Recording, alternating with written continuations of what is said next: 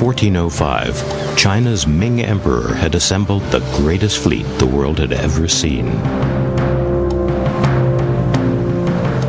With more than 300 junks, some of them the biggest wooden ships ever built, and a combined crew of 28,000, the mighty Starfleet was to embark on 7 epic voyages. The historical record shows that under the supreme command of a Muslim eunuch called Zheng He, the fleet expanded China's known world to Malacca, Sumatra, Java, Sri Lanka, India, Arabia, Africa, perhaps even Australia. But after 30 years of extraordinary achievement, there was a dramatic reversal of policy. Jealous Confucian courtiers forced the empire to abandon its forward naval policy. Zheng He was forgotten, his fleet laid up, and many of his maps, logs, and records destroyed.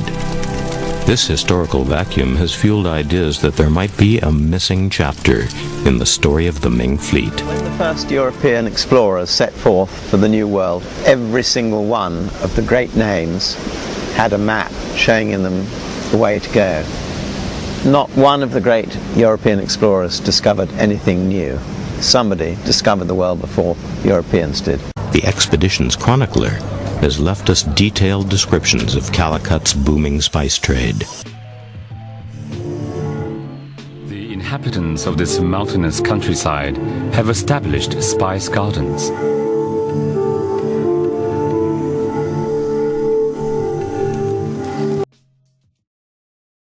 Niccolo de Conti, an Italian merchant adventurer who spent 25 years living and traveling in the East, also describes the bustle of the Calicut spice trade.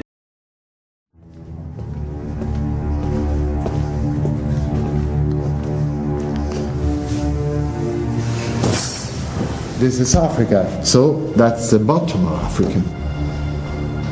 And there is a very interesting inscription saying that around 1420, an Oriental junk coming possibly from China navigated through the Indian Ocean towards the islands of men and women, offshore of the Cape of Diab, in between the Green Island and the darkness, for 40 days.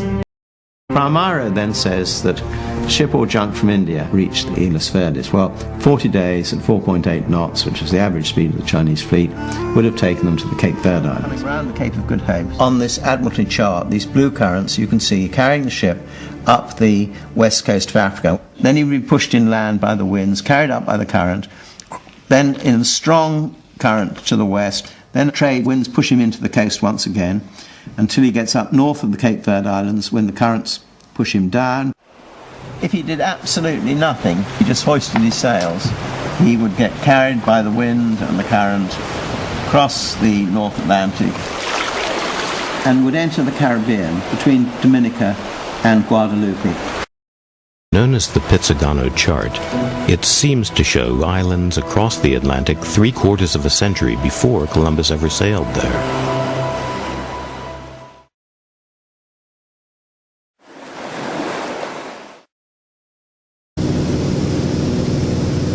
Following Admiral Zhu Wen's presumed course, Menzies flies north to the island of Bimini. Coming into land, you can see one of the so-called shark mounds, a strange fish-like feature. These mounds contain the wrecks of Chinese junks, because he's convinced that in Bimini the Ming fleet was struck by a hurricane.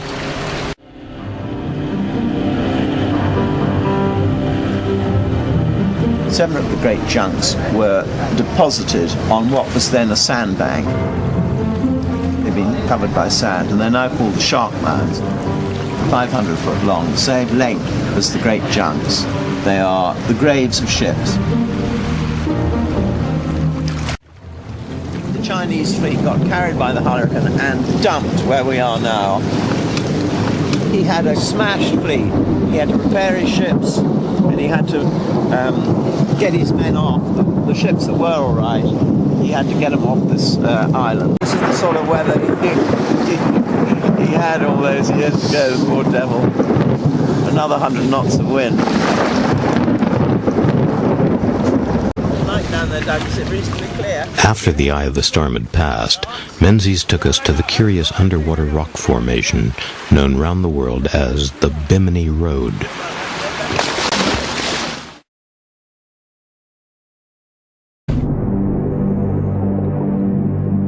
Menzies believes this is a slipway built by the Chinese to refit the fleet and repair the damage caused by the hurricane.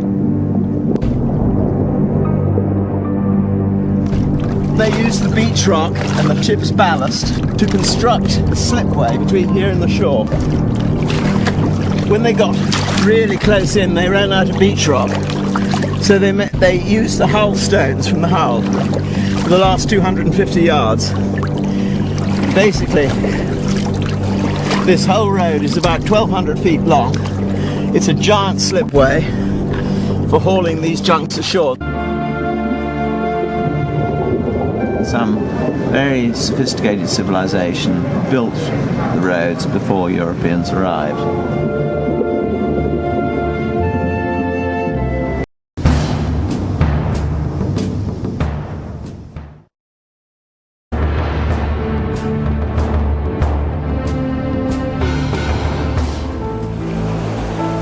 Giovanni da Verrazzano, the first European to reach what is now New York. He says, in some ways, they are alike to the people of the East, and especially to them of the outermost parts of China.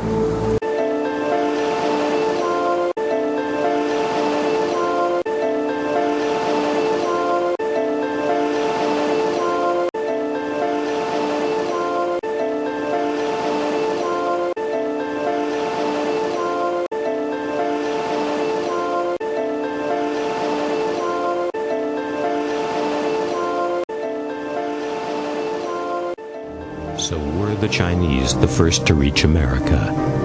Let us return to the Indian port of Calicut.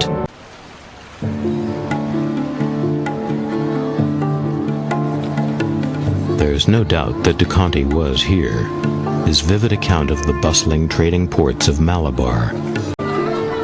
De Conti also provides a graphic eyewitness description of what may well have been Chinese ships. They built some ships much larger than ours, with 4 sails and as many masts. The lower part is constructed with triple planks to withstand the force of the tempests. Some ships are so built in compartments that should one part be shattered, the other portion may still accomplish the voyage. This is a modern nautical chart, and it has the features of the nautical chart. And this, in Gavin Menzies' view, is Antigua, Puerto Rico, and this is Santenses, or Guadalupe, on the modern map. The islands on the old map appeared to have swapped positions. Is further. Yeah, there's a flip. I don't want to get into this. There's a flip. They're turned to, and I just. Oh, sorry. Sorry, that's a confusion. Yeah, there's some confusion. Yeah.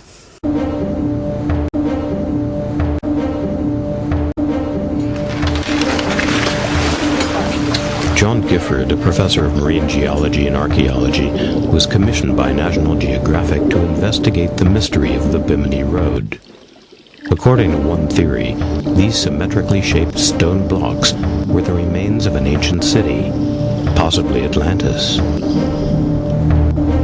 have to admit, the first time I dove on this in early 1970, I thought myself that it looked very definitely artificial.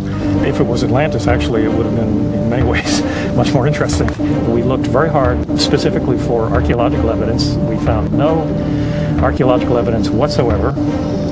We found lots and lots of evidence about the geological origin of these stones. And, when you're faced with a large mound of evidence that points towards geological origin and a zero evidence that points towards the archaeology, there's not much you can do about it. There are various artifacts have been found on the road which are man-made.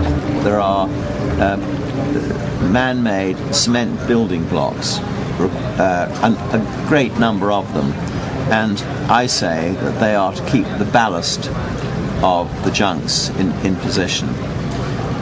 They are exactly the right size for that. They're tongued and grooved, they fit into each other. Nobody can possibly argue that they're natural. A lot of the Bimini stones, more than 1,000 tons of them, were actually taken from Bimini to Florida, and they were used in the ship channel in Port Lauderdale, and they're still there today. You can go and have a look at them.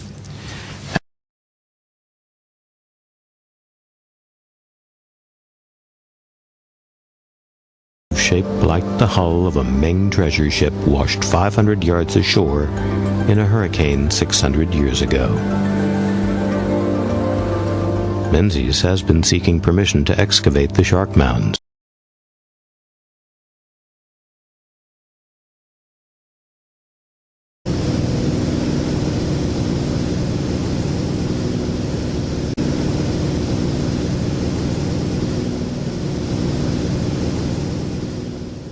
Christopher Columbus.